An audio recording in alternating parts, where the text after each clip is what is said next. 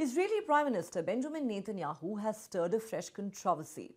He has asked the country's president to grant him a pardon from corruption charges, seeking to end a years-long trial that has bitterly divided the nation.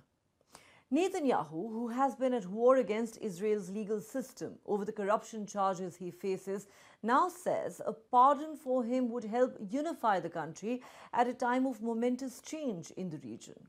In a videotaped statement, Netanyahu said the trial has divided the country and added that the requirement that he appear in court 3 times a week is a distraction that makes it difficult for him to lead the country. He said, and I quote, "The continuation of the trial tears us apart from within, stirs up this division and deepens rifts. I'm sure, like many others in the nation, that an immediate conclusion of the trial would greatly help to lower the flames and promote the broad reconciliation that our country so desperately needs." As you would expect, the controversial request immediately triggered criticism from opponents who say a pardon would weaken democratic institutions in Israel and send a dangerous message that the Prime Minister is above the rule of law.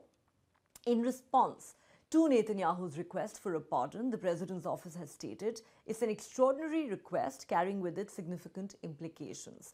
President Isaac Herzog has said he would weigh the plea with deep seriousness, insisting that any decision must balance the unity of the people with the integrity of Israel's democratic institutions. Netanyahu is the only sitting prime minister in Israeli history to stand trial after being charged with fraud, breach of trust and accepting bribes in 3 separate cases, accusing him of exchanging favors with wealthy political supporters. He hasn't been convicted so far. Netanyahu rejects the allegations and has described the case as a witch hunt orchestrated by the media, the police and the judiciary. The Israeli Prime Minister's contentious request comes weeks after US President Donald Trump publicly urged the Israeli president to pardon Netanyahu during his speech to the country's parliament a few weeks ago. Subsequently, Trump also sent a letter to President Herzog calling the corruption case against Netanyahu political unjustified prosecution. Herzog is a former political rival of Netanyahu, but the two men have a good working relationship. On Sunday, Israeli media reported a small protest outside the president's home, including a pile of bananas with a sign saying, "A pardon equals a banana republic." Netanyahu's pardon request consists of 2 documents, a detailed letter signed by his lawyer and a letter signed by Netanyahu himself. These will be sent to the Justice Ministry for opinions and then will be transferred to the legal advisor at the President's office, which will share its own opinion with the President. Legal experts say the pardon request will not stop the trial. Amy Palmore, former Director General of the Justice Ministry of Israel, has said it's impossible. You cannot claim that you're innocent while the trial is going on and come to the President and ask him to intervene. She says the only way to stop the trial is to ask the Attorney General to withhold the proceedings. In rare cases, the legal system could pardon Netanyahu. Experts say the president has broad discretion to grant one and oversight is limited. However, according to the Israel Democracy Institute, as a rule, the president reviews a pardon request only after all legal proceedings have ended.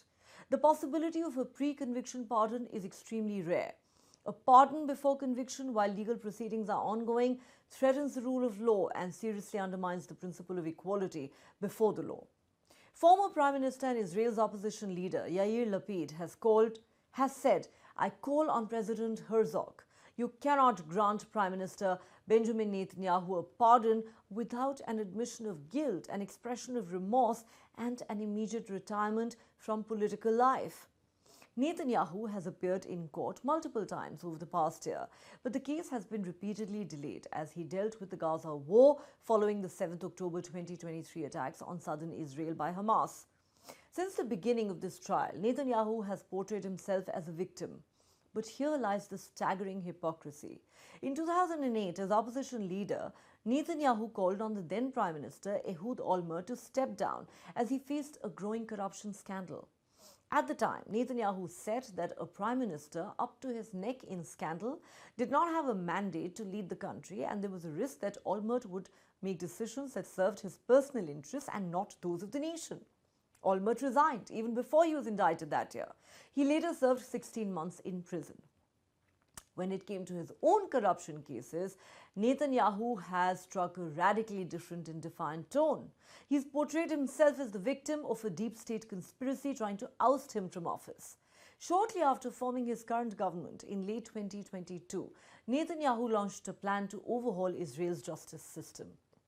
Netanyahu presented the plan as a much-needed reform, but his opponents accused him of trying to weaken the justice system, damaging the country's system of checks and balances and having a conflict of interest at a time when he was on trial.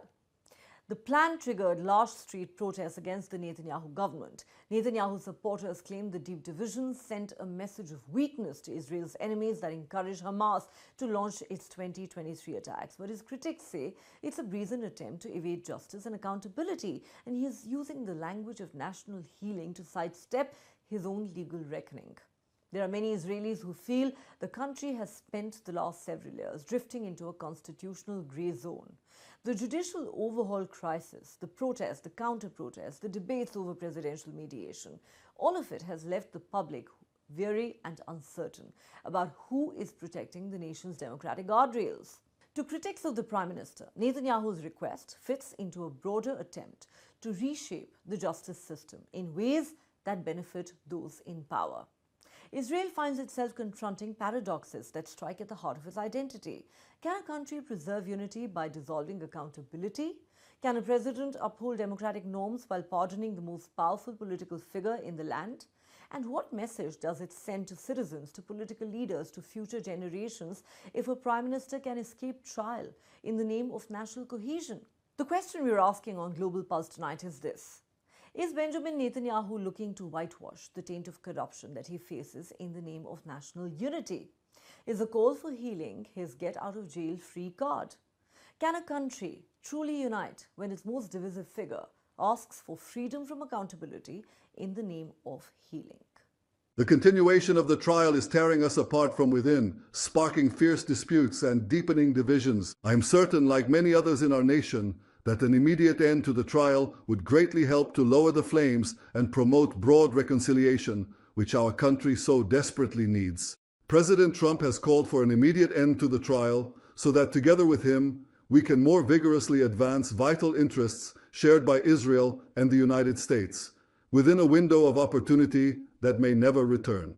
Dear citizens of Israel, time and again, I have been elected in democratic elections and received your trust to continue serving as Prime Minister of Israel, first and foremost, in order to realize these historic goals. For these reasons, my attorneys today submitted a request for a pardon to the President of the state. I expect that everyone who has the good of the country at heart will support this step. I'm calling from here to President Herzog. You cannot grant him a pardon without an admission of guilt, an expression of remorse, and an immediate withdrawal from political life. I think that, yes, a pardon should be given to Bibi in order to end the long trial that has dragged on for so many years. And it will go on for years. I think he was a bit late with this, please. It should have been done a long time ago. They're chasing after him. He has so many problems in the country and all that. So maybe this will solve all the problems. Bibi Netanyahu definitely acted wisely by requesting a pardon. He deserves a pardon. We need to close this chapter, stay united, and move on. In this case, Netanyahu's request, he basically says, I'm completely innocent.